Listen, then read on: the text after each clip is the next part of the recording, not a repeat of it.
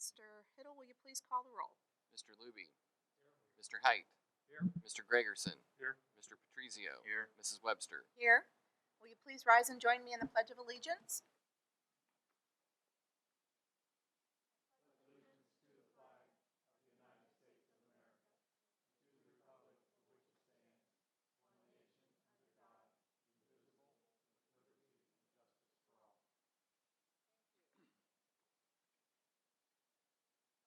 To read the Piqua City School District's mission statement. I'll do so at this point. The parents, students, staff, and community of the Piqua City School District accept the responsibility to provide our students with the best possible opportunities for the intellectual, moral, and physical development necessary to become responsible citizens. Had an opportunity to review the minutes of the July 23rd regular meeting. Are there any corrections or comments about those minutes? And we'll entertain a motion to accept as presented, please. So moved. Is there a second? Second. It's been moved and seconded, and that motion will carry by unanimous consent, please. At this point, we have the agenda for this evening that also has been out for a couple of days. Are there any amendments? I believe Mr. Hiddle has one. Just to take the investment update off of the Treasurer's Report for this evening. Thank you. May I have a motion to accept the amended agenda, please? So moved. And a second? Second. That motion will also be passed by unanimous consent. Moving on to this evening's celebration, Mr. Haynes. Our celebration is just enjoying the fact that we are back in session, and also the fact that we are sitting in Piqua Central Intermediate School for this meeting. And it's great to celebrate with our community the investment that they made in our district, and a huge thank you to our community for allowing us to have this facility. Absolutely. Thank you so much. Then we'll move right into board reports. Mr. Patrizio, would you like to give the legislative report this evening, please? Mr. Luby has some additional things to talk about the legislative report regarding the Youngstown matter. But the state legislature has been out of session, and there have not been too many new bills introduced in the last month, so I'm going to pass. Okay, we'll get to Mr. Luby later in the agenda. I think you're listed under new business, if you don't mind. And if I could ask all board members to please pull mics a little bit closer to you, and please make sure you're speaking into the mics. So I know a couple of our residents have shared that on Channel 5 they were having difficulty hearing us. So if you could make sure you speak into the mic, thank you. Okay, let's move on to the Upper Valley Career Center report. Mr. Luby. The Upper Valley Career Center Board of Education met on Monday of this week, and Superintendent Dr. Nancy Luce indicated the school had a very smooth opening with approximately 857 students enrolled.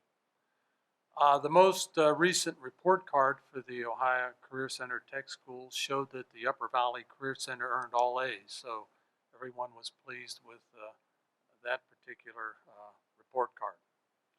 There also was a discussion regarding the state of Ohio's move to take over the operation of the Youngstown City Schools and how that operation was carried out, which we'll talk about here a little later. Dr. Luce reported that the school was well represented at the Ohio Career and Technical Education Conference that was held in July, and Dr. Luce was recognized as the Administrator of the Year. And obviously it's quite an honor for Dr. Luce and the Career Center. Pat Gibson, Director of Business Operations, gave a project update report showing a 3 to 5 year outlook and proposal on future projects for the Career Center. Treasurer Paul Carpenter reported that the property tax income for career centers is phasing out, with the Upper Valley Career Center losing approximately $333,000 in tangible personal property tax this year, and is expected to lose more next year. It was decided to hire a Miami County Sheriff's Deputy and a Piqua Police Officer to alternate days to serve as school resource officers. And the board also approved financial transfers, purchase orders, lease agreements, accepted donations, and hired various employees. And And the next meeting of the Upper Valley Career Center Board of Education will be held on Monday, September 28th. Thank you. Moving on to a review of the work session that preceded this regular meeting. Mr. Hyde or Mr. Gregerson, would one of you like to Yep, uh, provide some comments? we met earlier this afternoon at 4 o'clock with the city commissioners, and the topic of the meeting was possible uses for what's going to be the vacant land for our buildings once the old buildings have been demolished. Those buildings will be, the Nicklin property is going to remain as a land lab with Pickle City Schools. The Bennett, Wilder, Favorite Hill, and High Street properties are in various stages of demolition now, and we're looking at what possibilities are for those use, for those properties. Staunton, Spring Creek, and Washington have already been demolished. So those are all in the mix, with the exception of Spring Creek and Washington. They have buildings on there already. The city was very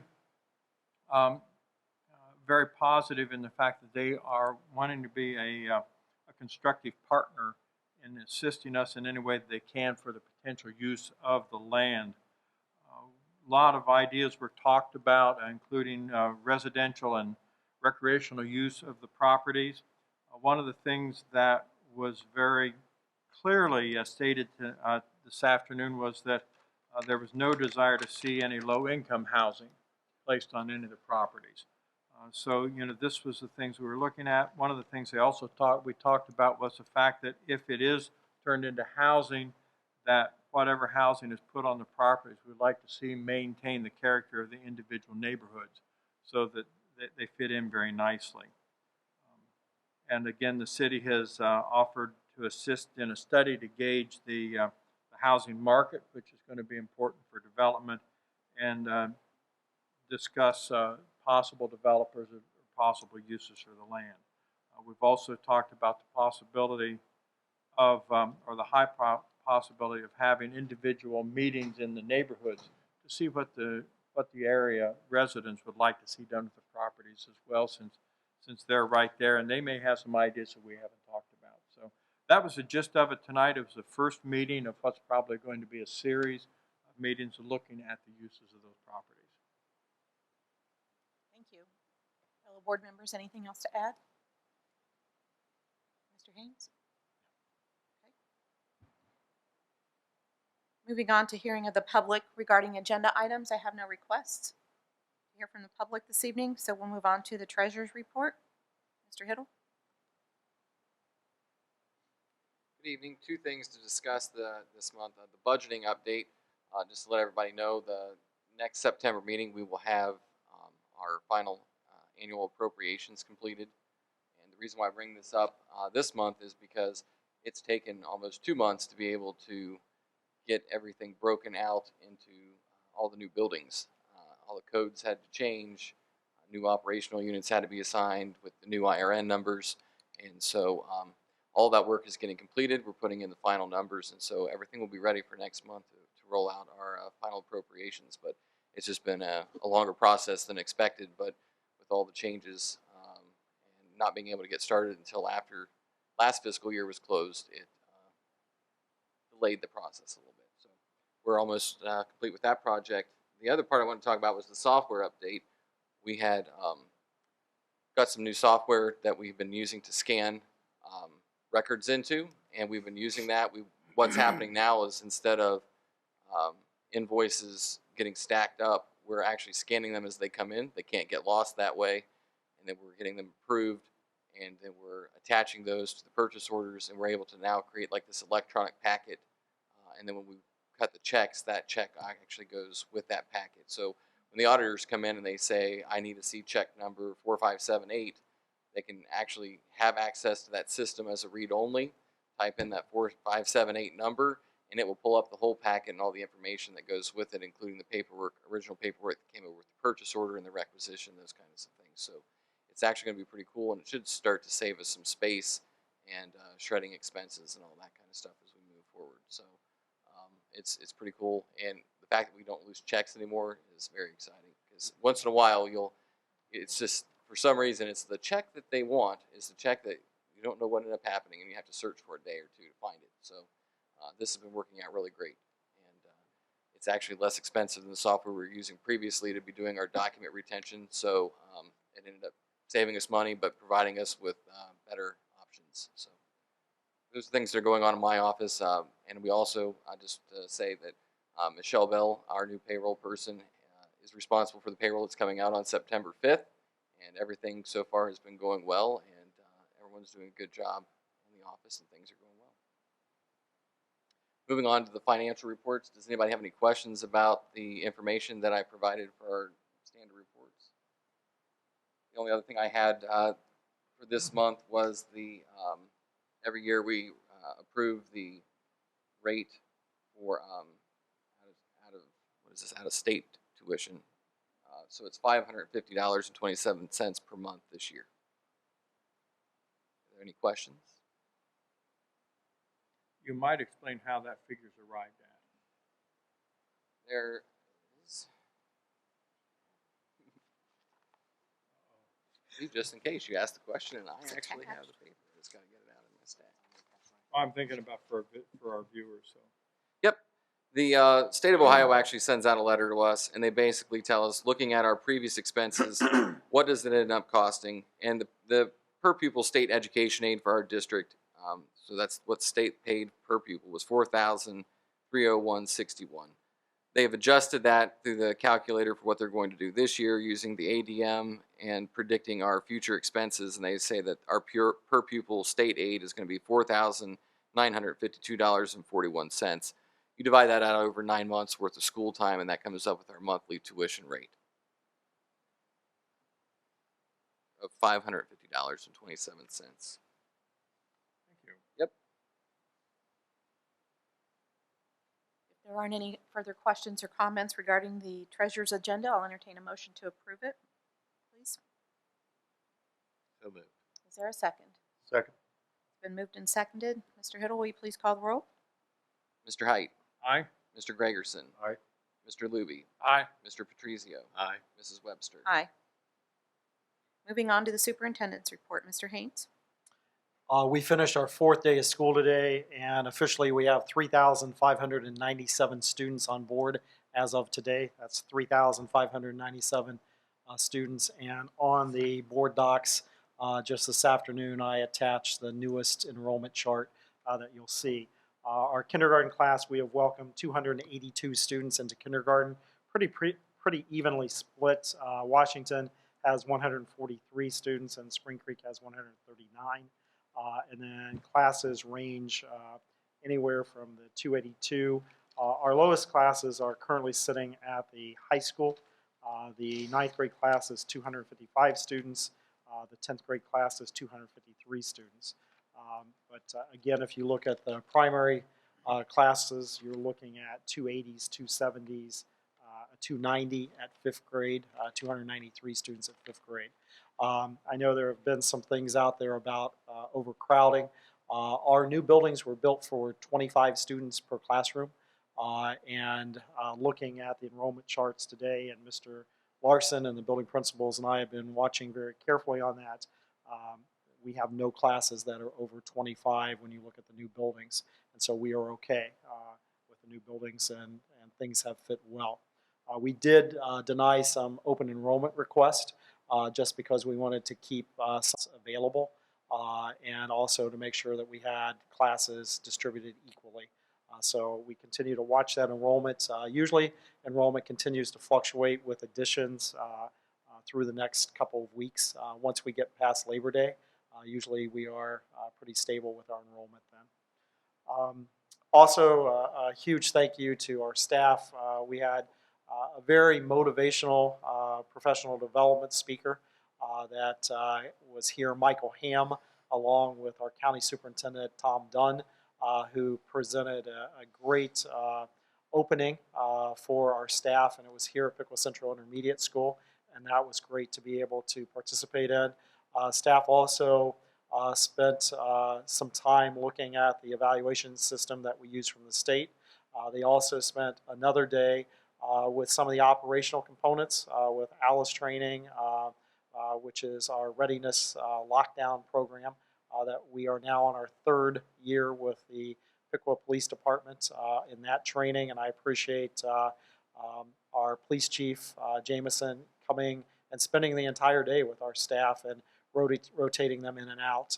They also did some training on social media. We also spent time in a wellness fair, and so it was a very good, productive 2 professional development days before school started. Dave did a great job with our new staff, and they spent 3 days before that getting acquainted with Piqua, and I appreciate Andy hosted them at Johnson Farm, and we continue doing a great job. A huge thank you to the Piqua Area Chamber of Commerce and also the Kiwanis Club for providing some lunches for them. So not only did they get a bus ride in Johnson Farm, but they also got to participate in some food, which was greatly appreciated by all. So when you look at all of the changes that we had going on this year with 3 new buildings opening, with looking at staff being implemented into the new buildings, when you look at the fact that we blended 7 elementary schools into 3 with the move taking place, we have all new bus routes, we have new start times for our primary and elementary school. And just a reminder, our intermediate starts at 8:35 and ends at 3:10. And our primary schools start at 9 a.m. and end at 3:35. When you take into consideration all the change that happened over the summer and getting prepped for the school year, very proud of all of our staff, all of our students, parents, community, and doing a great start. So appreciate everyone's patience, everyone's flexibility, and we continue to get better with times on bus routes. I mentioned at the last meeting that we have a new GPS system, and we had it being previewed before the work session. Basically, that GPS system, we can track every bus now and find out where they're located. We also have a new parent notification system with Instant Connect. So a lot happening, and again, a very good first 4 days, and a huge thank you to everyone involved in making that happen. Any questions on back to school? Item number 2, our building project update, Kurt South.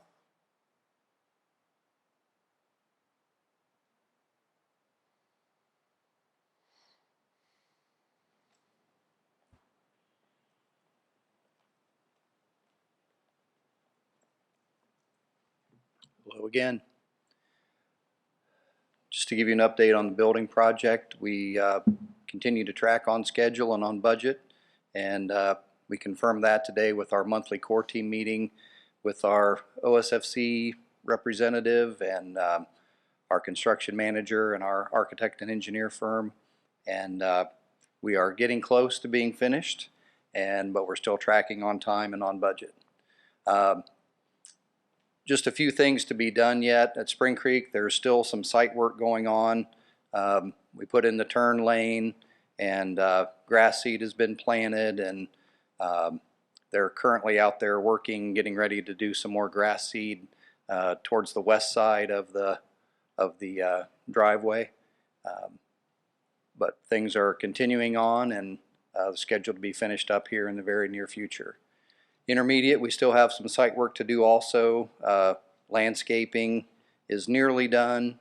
Grass seed has been planted and needs some help with the weather, and our contractor is same one that we have at Spring Creek and for all of our buildings, but they're finishing up and they're well aware of how the site looks and our challenges with playgrounds and not having grass seed yet, but continuing to work through that.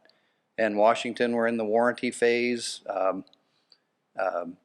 Anything that we don't feel is right, we notify the contractor, and they put it on their list of things to do and get things finished as soon as they can. Nicklin, demolition's nearly complete. Favorite Hill, the demolition is also nearly complete. Wilder, abatement is complete. Demolition is scheduled to start within the next few days. Then Bennett will follow after that. The abatement is finished there, and that'll be just a couple weeks before we start to see those buildings come down. High Street is last in line. Abatement is ongoing, and then the demolition will start. After that is after that is complete. And all this work will continue through December of this year. They also still have to plant grass seed and finish up the sites to turn them into green space, as was discussed earlier. So just a reminder of who our contractors are for those projects. Total Environmental out of Toledo did the abatement for Nicklin Wilder and High Street, and Salenbine out of Dundee, Michigan is a demolition contractor, and Favorite Hill and Bennett, the abatement contractor, is Environmental Demo out of Cincinnati, and then Salenbine has those two projects as well. And then just if I can add one more thing to add on to Mr. Haynes about the start of school, our bus routes, just a thank you to everybody that has helped, bus drivers, parents, administrators, everyone that's worked through that. Very challenging process, and every day is something different, and we continue to get better, and we're cutting minutes off of our afternoon routes every day. So any questions? Thank you. Thanks, Kurt. Item number 3, one of the favorite things of all curriculum directors is to do a report card update. Sometimes it takes several years, and I think, Dwayne, we've been in the process of talking about report card updates for how many years now? About 3 years Yeah. before the construction process started. Yeah, so Dwayne is here, and you had the samples on board docs, but he's going to give you an update on what we're looking at. And we are looking for approval of the report card updates in the agenda a little bit later. Good evening. Mr. Larson, myself, the other curriculum director, principals, and teachers, a committee of teachers met this June, and we kind of put a chart up that talked about what our students benefit from our report cards, our parents, and our teachers. And we brainstormed all the different things that we felt were important to keep and all the things that we thought we needed to make some adjustments on. And from that work, I was able to go back and work with our EMIS coordinator, Medeka, who produces our progress book report cards, and see what kind of changes we could make for this upcoming school year. So just to highlight a few, we obviously corrected the names of our buildings on our report cards, and in that process we were able to change some of the formatting and move some things around, and in many cases eliminate some extra pages in our report card to make the printing a lot more streamlined, which is a great thing. The teachers felt it was important in the areas where multiple teachers were teaching the student that the names of the teachers appeared next to the content. The old report card had the homeroom teacher, and in many cases they weren't the same person that taught maybe math or science. So now the report card is linked right through Dazzle. It'll list the subject area, and then it'll tell who the teacher is, so parents have immediate feedback in terms of who that person is. The old report card had information about the student's attendance, but we felt like it was really important to start indicating whether or not poor attendance was having an impact on students' academic progress. So we included some information there where teachers could make some notation and talk about whether the attendance was positive or negative and how that was impacting academic growth for the student. Finally, another highlight was the third grade reading guarantee legislation has put a lot of things on our K through 3, and we're required to communicate a lot of things to the state and record things and track it, but we really wanted to make sure our parents received that information too. So we track on track and not on track through some of the assessments that we give, and we're going to put that on the report card. So as a student moves through our progression of K3, they can see how they're doing with the assessments that we're required to give. And then we were on our old report card indicating if the student was assigned or retained to the next grade, and the third grade reading legislation requires us to use promoted, placed, or retained. So we corrected that on the report card. There were some things that we weren't able to do because of deadlines and things with Dazzle, so Mr. Messick, the other curriculum director, and I are going to form a committee. We just worked on that the other day, and we're going to set some deadlines for some early spring work, and we're going to continue to evolve our report card to meet the new standards that we're working with and to communicate to our parents the best way that we can. Any questions? Okay, thank you. Thanks, Dwayne. Item number 4, the Pickle High School math curriculum course updates. And we have our new curriculum director, Rob Messick, with us. And when he was assistant principal at Pickle High School last year, he had a significant role in making this happen also. So Rob, if you'll share with us. Yeah, through the TBT process, our math department identified a need for to improve our algebra instruction, and what we came up with was the creation of the algebra block. What we did is we combined two class periods together. There's going to be an algebra and an applied algebra section in those. We have 3 teachers dedicated to this. We have a total of 60 students that are enrolled in this. Now, this is a pilot that we're doing this year. We are comparing right now our regular algebra to this. They're going to be using the same progress monitoring and assessment so that we can see if this is something we want to do in the future. The extra time is going to allow the teachers to use real-world applied applications to the math, also to do a little bit of remediation if it needs to be done. They've created 15 modules, and the idea is the students have to progress through each module.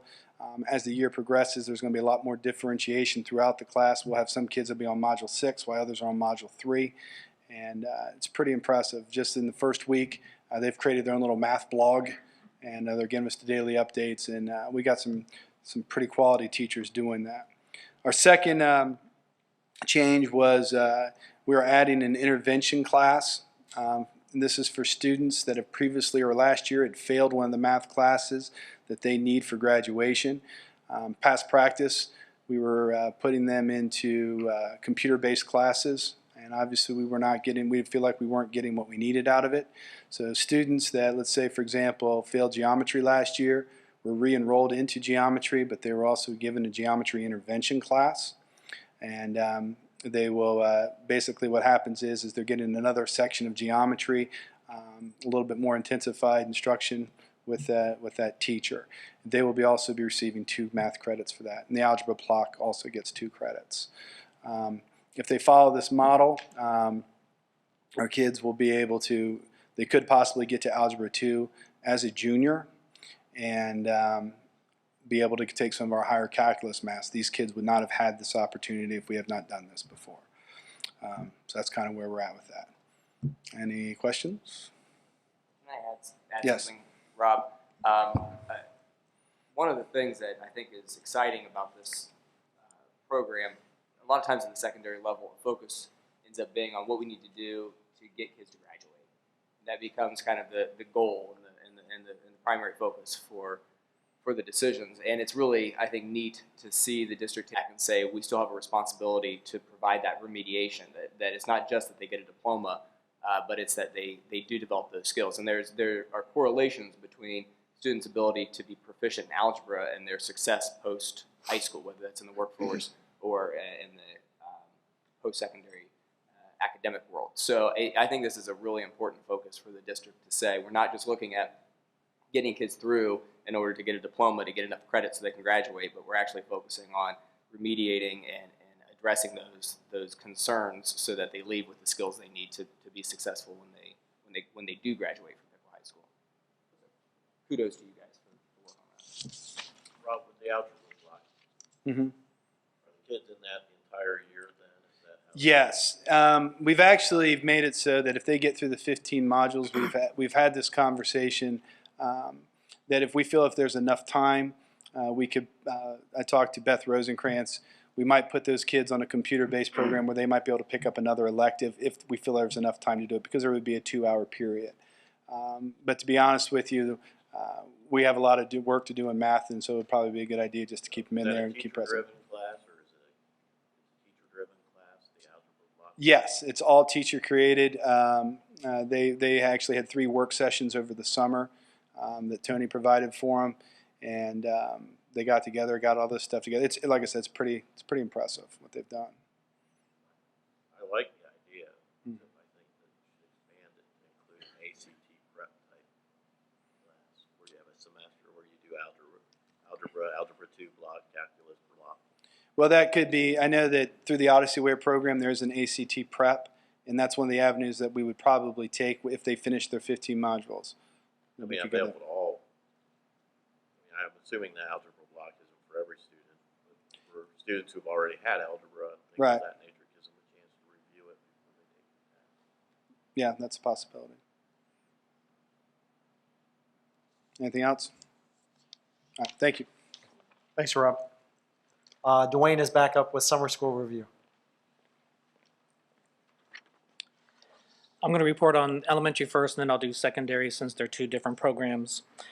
We did summer school this year at Washington Primary for the first time, and the great thing about that was we had air conditioning, and during the summer months, that really helps with the learning. So it was great to have the new building, and I appreciate Mindy and her staff working with us and letting us use their space. We served 40 pre-K through 3 students, and the great thing about it is we had a lot of our pre-K students that were screened early that came into the program, and they really benefited from this because they got into the schools early, got to meet some teachers, we got to get to know them a little bit, and I really feel like they had a really great start. So real excited about having them on board. We went from 8:30 to 11:30 and put in a total of 380 and a half hours of teaching time with those students. Our 3rd grade students met one-on-one with teachers for an hour every day, and that was assigned especially to help meet that 3rd grade reading guarantee. We had 4 students that would have been retained at the end of the year based on that legislation. And after summer school, 3 of them were either placed or promoted, and 1 student we just couldn't find over the summer. They moved away, and we don't know where they went. So all the students that participated through our program was able to pass 3rd grade as a result of that, which is great news. The pre-K through 2 students were all pre-assessed, and they received specialized instruction to meet their needs, and every student in that case also improved their results, final results. All that information was communicated to their parents as well as the teachers for this school year, so we were able to not only give them a head start into the school year, but then give teachers some really good foundation data to kind of get them started with knowing their students as well.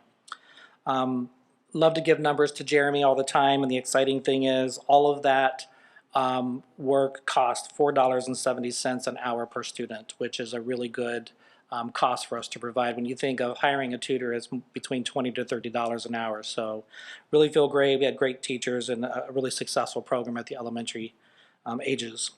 At high school, April Grove, a high school teacher, was able to help us facilitate that program, and she was assisted by 4 teachers. We had 14 high school students participate in the credit recovery program, and out of that, 1 student earned 1.5 credits, 6 students earned 1 credit, and 5 students earned a half a credit, which is what they signed up for. We had 2 students that did not complete the course and dropped out. So all total, there were a total of 8 math credits, 1.5 English credits, and a half of science credit earned at summer school. We also do summer school OGT intervention, and out of that, 16 students participated. And through that, 40% of those that participated in the writing passed it, 33% passed the reading, 40% passed math, 44% passed the social studies, and 31% passed science. All that information was given to Mr. Lyons, and his team immediately began to work on putting those students that didn't pass into some kind of intervention during the school year. So things were already in motion about getting them on track to what they need. All in total, just a great, successful program this summer. Any questions?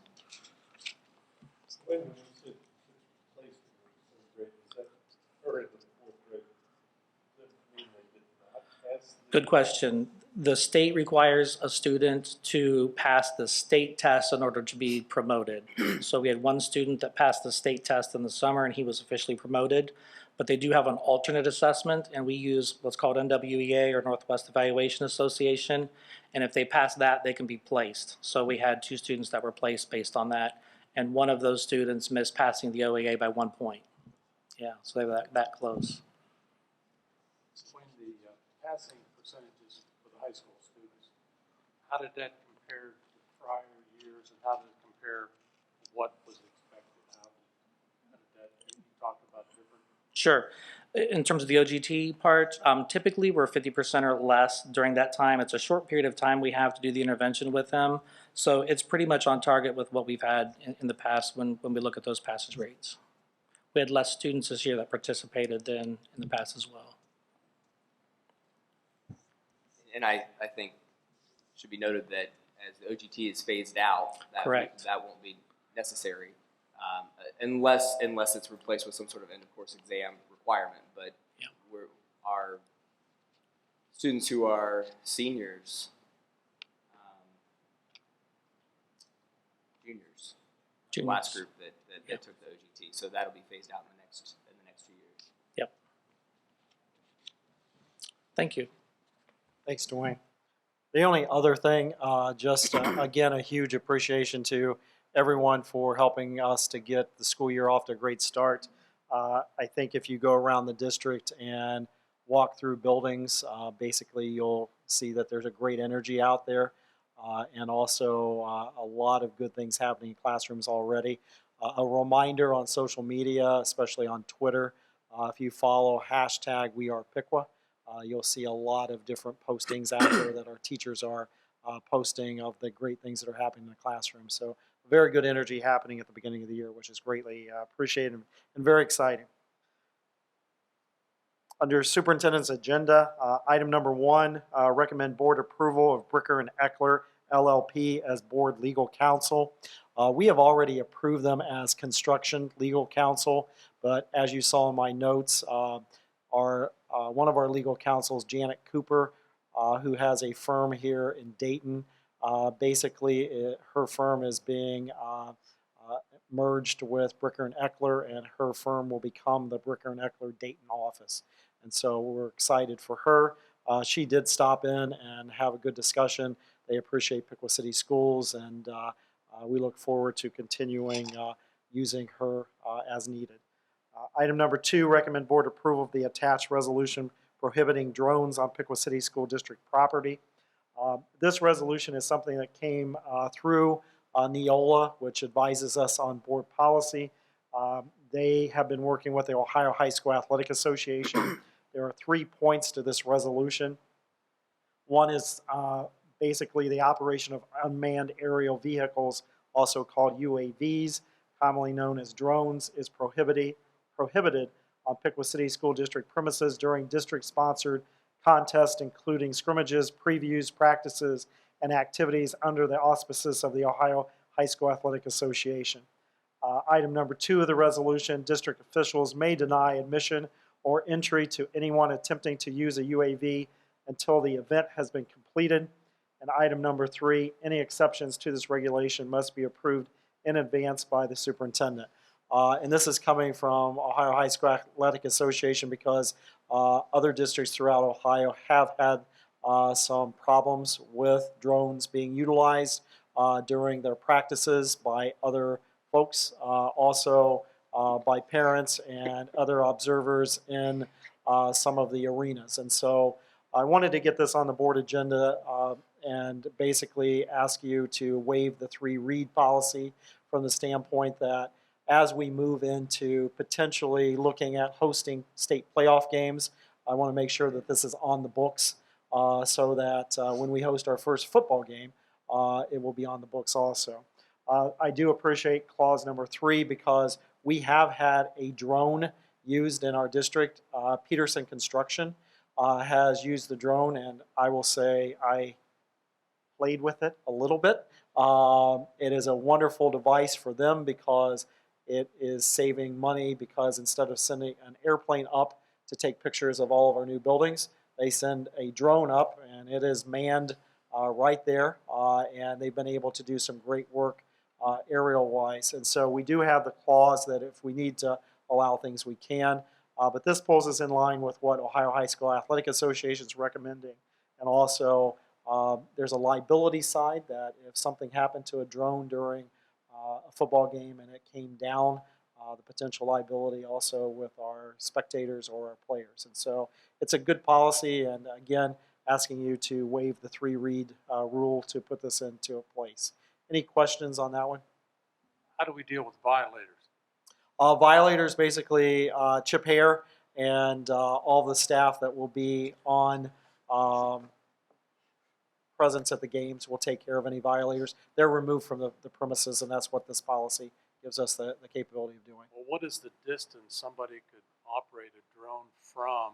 You don't have to be in the stadium. You could be off property, couldn't you? Potentially. The one that I worked with Peterson Construction, we were probably, and it was at this building, we were probably 100 feet away from where it was operating. It's very similar to operating a lightweight airplane. So it's similar to that. So if someone did put one up, I think we could really quickly respond to it and find out where they're located and get the controls and ask them to be removed. So it's something we'll work on, and Tony and Chip will work on making sure that our security at the games are ready for it also. I just say the insurance company also asked this question about, do we have a drone policy and do we permit drones being flown on our property? So this will help answer that question and potentially hold down insurance rates. Item number 3, recommend board approval of the attached report card updates as Dwayne shared with us. Item number 4, recommend board approval of Pickerel High School course entitled Algebra Block as Rob shared with us. Item number 5, recommend board approval of the Algebra and Geometry intervention courses as Rob discussed with us. Item number 6, recommend board approval of the $700 donation from Cindy Walk for golf bags, which is greatly appreciated. And that takes care of the superintendent's agenda. Okay, well, may I have a motion, please, to approve the superintendent's agenda as reviewed? So moved. Second. It's been moved and seconded. Any further discussion or questions? Hearing none, Mr. Hiddle, will you please call the roll? Mr. Gregerson. Aye. Mr. Height. Aye. Mrs. Webster. Aye. Mr. Luby. Aye. Mr. Patrizio. Aye. Let's move on to the personnel agenda. Mr. Larson? Thank you. Unlike previous years, in lieu of having all of our new staff members attend the meeting and introduce themselves, we put together a slideshow that's attached in my report, the Assistant Superintendent's Report. So if you want to go back, we weren't pacing it correctly during the slideshow preview, you can go back and look over that. So we definitely excited about our new staff members. Also, if after we approve the personnel agenda, if we can introduce 2 of our new assistants who joined us tonight, I would like to do that. And if it pleases the board, I recommend that you approve the personnel agenda as presented. So moved. Second.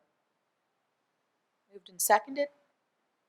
Any questions or comments on the personnel agenda as presented? It is rather lengthy. It has 23 items on it, so we're going to waive. I might add, I did. Mr. Haynes alluded to the fact I had the opportunity to spend the morning with the new staff members at Johnston Farm. It was a very positive group of people. We had a lot of good questions. It was a good morning, and they all stayed awake. So it was Great. And I will say this: I'm not just saying this because you're sitting here. In their feedback, they said they really want to tour the house, and they wanted it to be longer next time and tour the house as well. So I told them that they're more than welcome to go back out any time and visit it, take some kids. we'd be glad to have them. Mr. Hiddle, will you please call the roll? Mr. Gregerson. Aye. Mr. Patrizio. Aye. Mr. Luby. Aye. Mr. Height. Aye. Mrs. Webster. Aye. Okay, and at this time, if Lori and John would come up to the podium.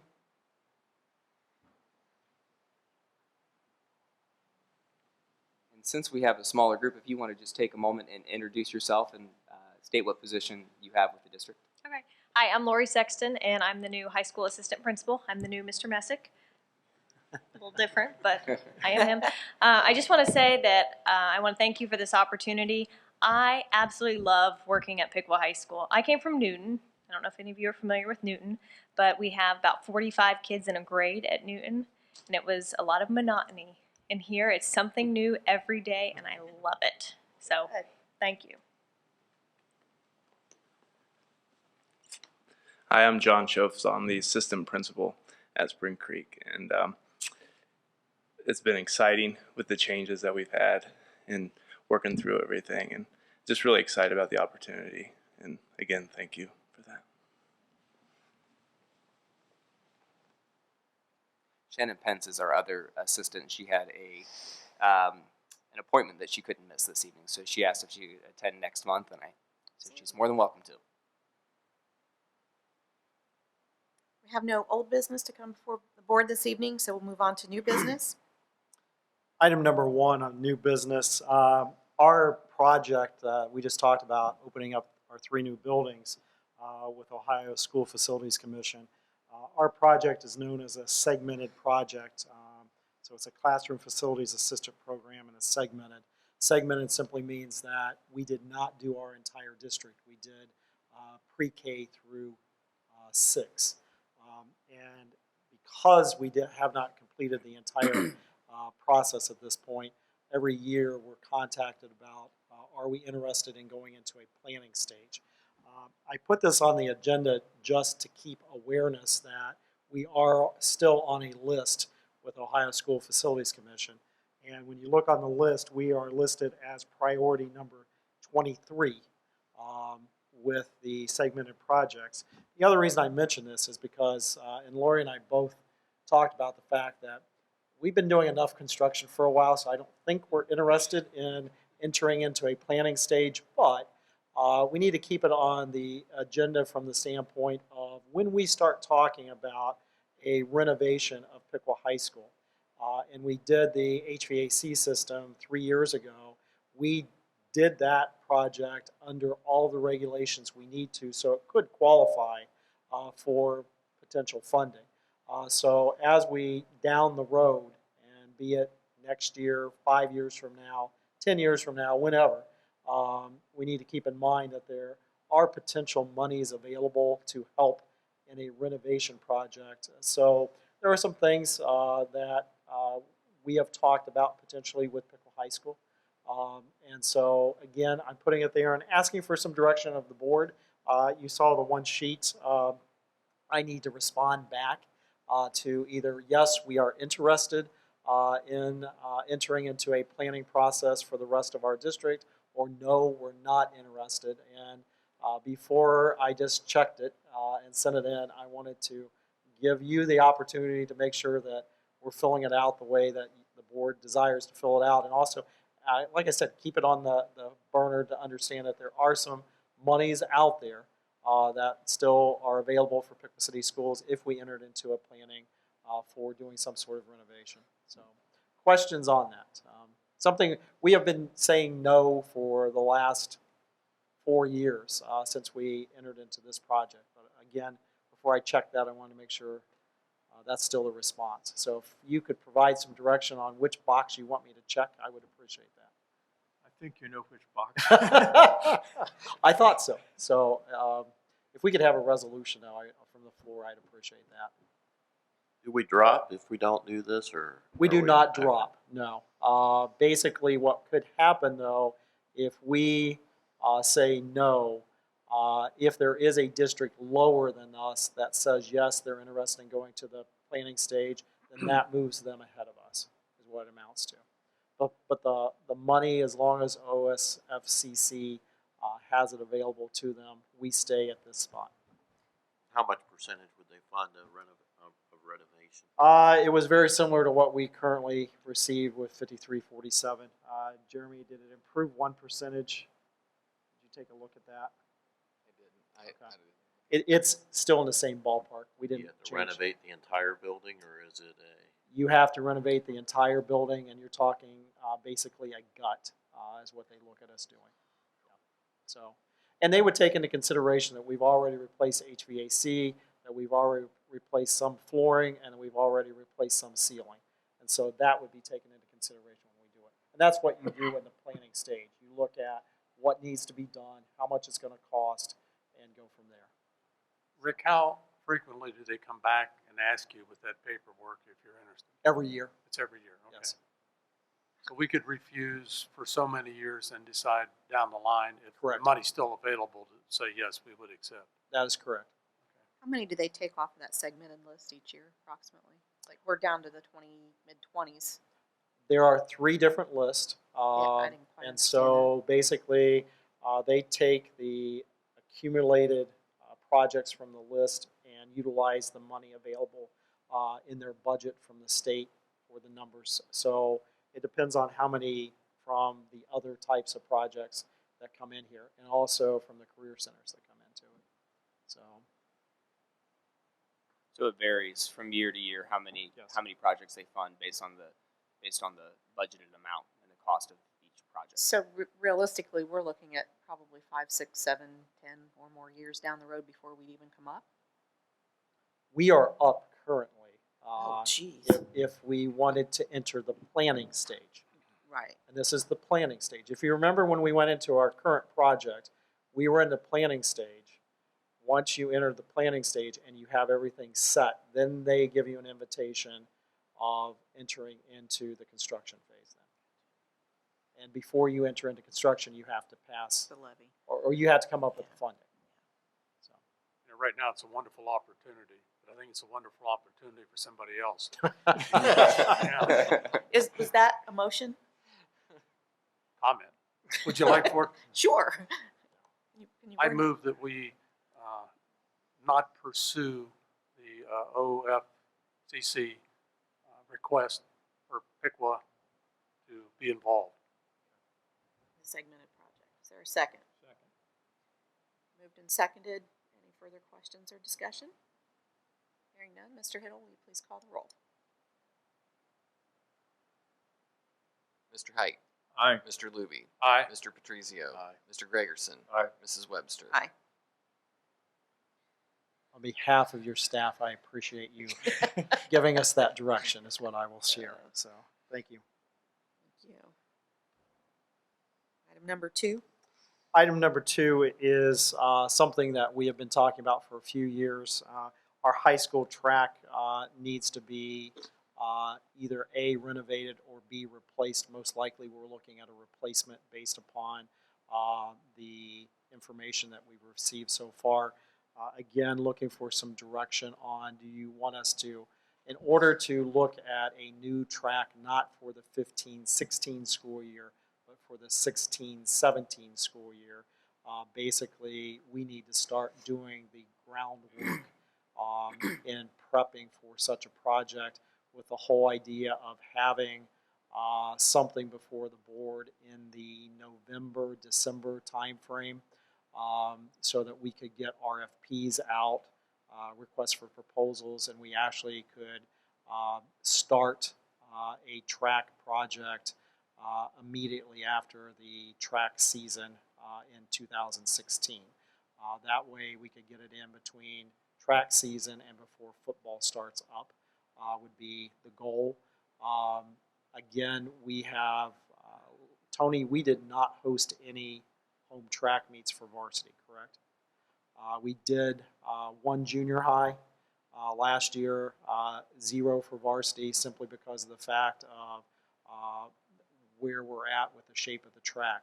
The other great news is Mr. Hiddle and I have been looking carefully at funding.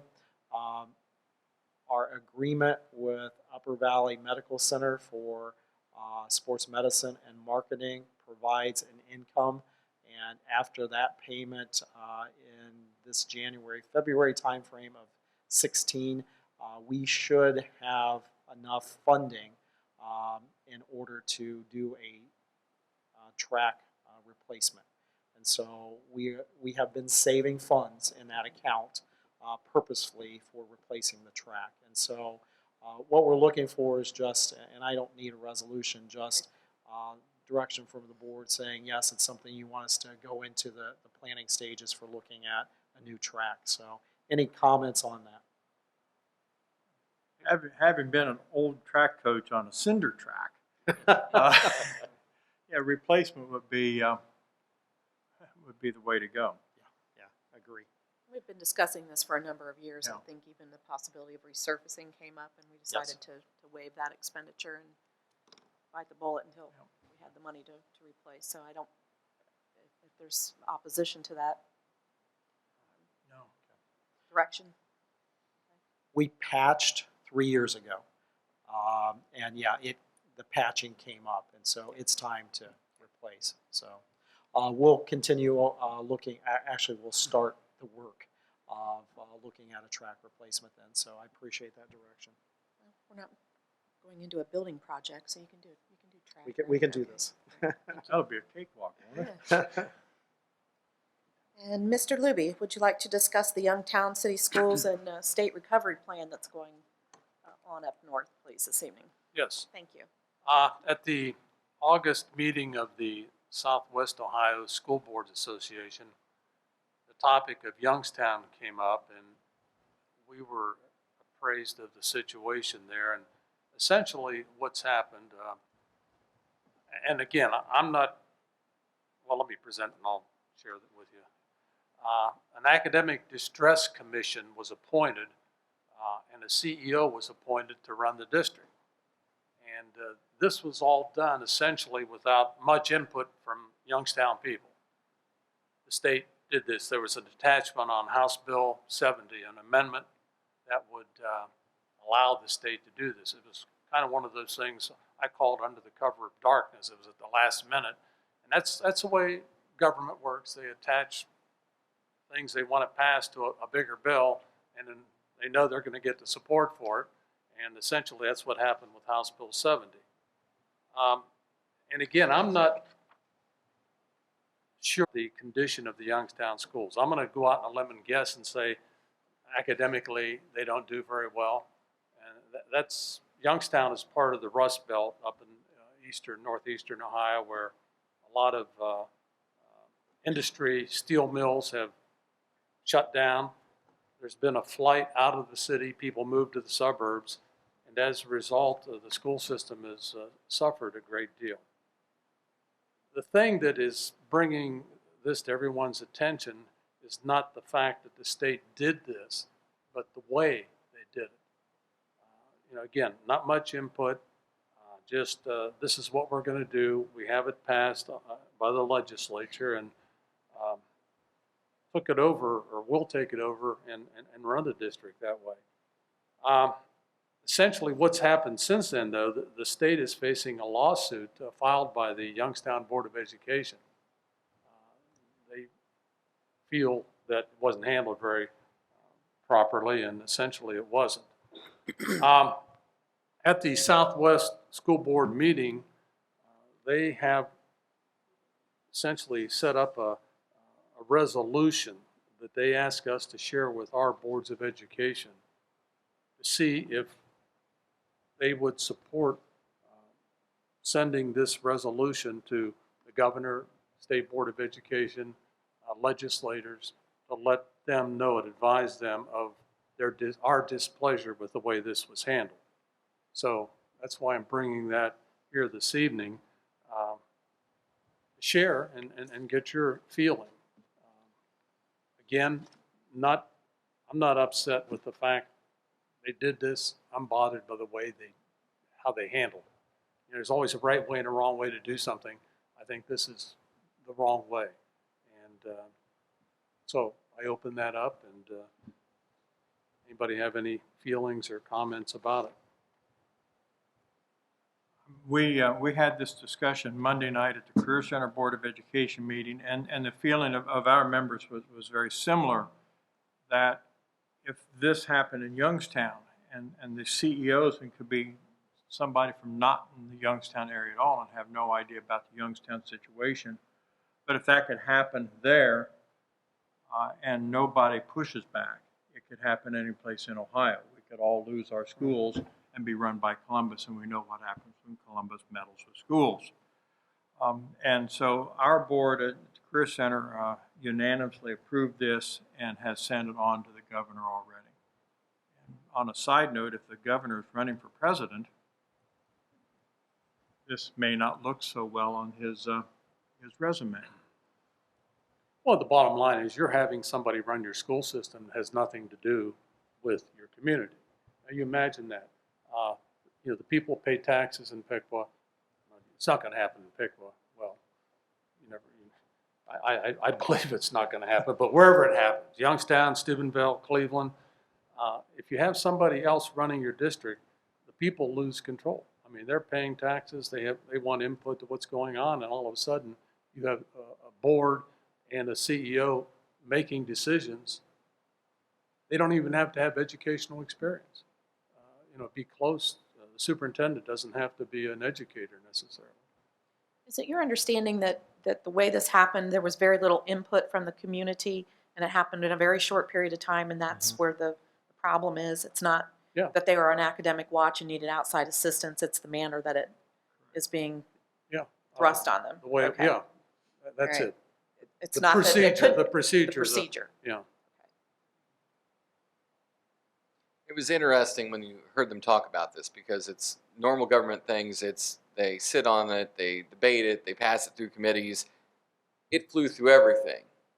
and was approved in the same day that it was Thought it was presented. 24 hours. And that never happens. So it's obviously something that was done, already signed off on in the background, and then it was just dumped and just sent right up the food chain all in one day. And that's just unheard of in Ohio. So for the government politics end of it, it's just unheard of, unprecedented. I have a resolution that I'd like to share with everybody that we could submit along with a letter with, stating that we are displeased with the decision and et cetera, so. I've seen the resolution. I'll make a motion to approve it. I don't know if the other people have or not. I'll pass this around. Mr. Luby, what organizations have endorsed that resolution? Is OSBA, and you said it was from the Southwest. Well, yeah, it District started, board. I mean, in Ohio, each geographical area has a Board of Education, like the Northeast, the Northwest, Southeast, Southwest, and the Central Ohio. And I'll tell you another little story, probably shouldn't share it, but I'm going to, because I'd like to. The Central Ohio Board of Education area had invited Jim Tressel. I think everybody knows the name Jim Tressel, formerly the football coach at Ohio State University, now the president of Youngstown State University. And they asked him to speak at they contacted him in early summer, like I think May, June. He said, yeah, I'll come over. Well, they found out that he was one of the big supporters of doing this in Youngstown. And they made a quick phone call and said, Jim, I don't think we're going to be needing you to speak to our group. Yeah. So, there are, it's causing a lot of problem, obviously, in that committee, in that community. So I'm not sure for sure what other groups support this. I think most, the teachers, local teachers union, of course, and the OEA and Our professional organizations, Yeah. I know OASBO, OSBA. BASA has also Yeah. supported it. Yeah. And it's hard not to. I mean, if you believe in fair play and you look at the way that's handled, I mean, boy, it'd be tough to support it, I think, and make sense. I'll pass it around. We have a motion. Is there a second? Second. Further discussion or questions? Let me just say that it's not typically the board's habit to pass resolutions of this manner that are political in nature. However, we do have a motion and a second, so if there are no further questions or comments, Mr. Hiddle, you can call the roll. Mr. Luby, Aye. Mr. Height, Aye. Mr. Gregerson, Aye. Mr. Patrizio, Aye. Mrs. Webster. Aye. Motion carried. Now, Rick, will you guys take care of submitting a letter along with the resolution to the number of people, groups that should receive that? We'll send it to governor's office, the state superintendent's office, also our local legislators will make sure they get copies also. And Speaker of the House will receive one. So, yeah, we'll take care of it. Will that be something that you'll have to have individual signatures on, or just send a copy of the resolution? We'll send a copy of the resolution, and that will take care of it. And I'll touch base on local control versus state control, which is the essence of this whole problem. Thank you. Thank you, Mr. Luby. I have no request from the public to discuss non-agenda items this evening. I'd like to announce that our next meeting will be September 24th at 6 p.m. at Spring Creek Primary School. And if there's nothing else to come before the board this evening, I will entertain a motion to adjourn. So moved. Second. Been moved and seconded, and that motion will pass via unanimous consent. We're adjourned.